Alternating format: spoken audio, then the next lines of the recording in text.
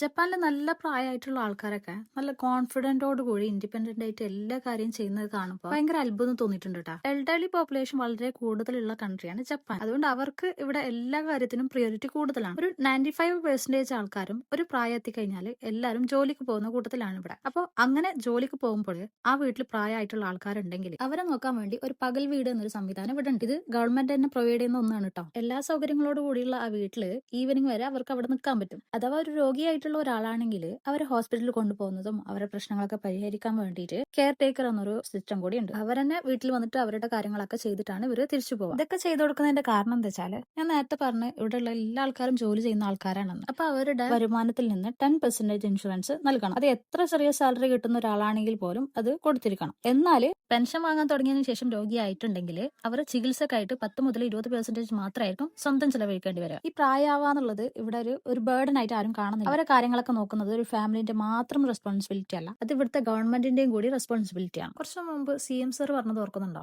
വയോജനങ്ങൾക്കായി പ്രത്യേക വകുപ്പ് രൂപീകരിക്കാൻ പോവുക. ഇത് ഏറ്റവും ഭംഗിയായി നടപ്പാക്കിയ രാജ്യം ജപ്പാനാണ്. ആ മോഡൽ കൂടി പരിശോധിക്കും. അപ്പോ CM സർ, നമ്മള് കേരളം ജപ്പാനേക്കാൾ ഉഷാറാക്കൂലേ?